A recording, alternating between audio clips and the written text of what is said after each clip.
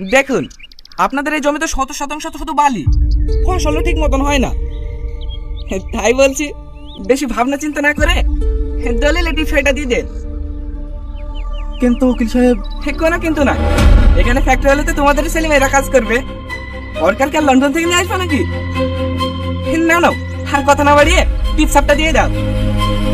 খবরদার খবরদার, দলিল লেখা ছপ দেবে না। দেখি ওরা কিভাবে আমাদের সাথে জমি আদায় করে। আহা মাস্টার মশাই, আপনি আবার এই গরমে কষ্ট করে আসতে গেলেন কেন? আমরাই তো যেতাম আপনার বাড়িতে। আমার বাড়ি গিয়ে কোনো লাভ হবে না। তুই কতবার বলেছি আমরা জমি বেচবো না, মানে বেচবো না। তাও তুই নির্লজ্জের মতো বারবার চলে আসিস কেন? কি করবো বলুন মাস্টার মশাই, হারামে টাকা না খেলে আমার আবার সংসার চলে না। তাই বলছিলাম, সবাই যখন সই করতে রাজি হয়ে গেছে, আপনি আর না করবেন না। ওরা দিচ্ছে দেখ, আমি বেঁচে থাকতে এই জমি কাউকে দেবো না। আপনি মারা গেলে এই জমি কার নামে হবে সেটা আপনি কি করে জানবেন মাস্টার মশাই?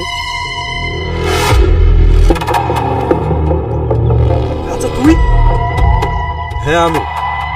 এই পুরো জমি খালি করার টেন্ডারটা আমি নিয়েছি।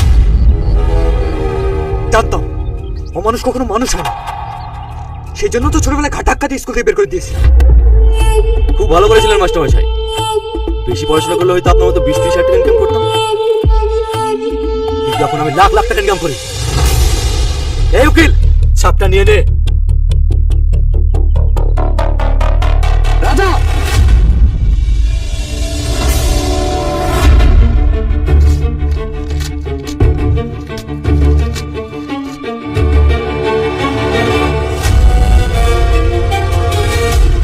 এই মাস্টার, মাস্টারি করছে, মাস্টারি কর। রাজার কাছে পাঠাতে আসলে না, জমির কাছে পাঠিয়ে দেবো। কি করবি? মাকে মাকে মার।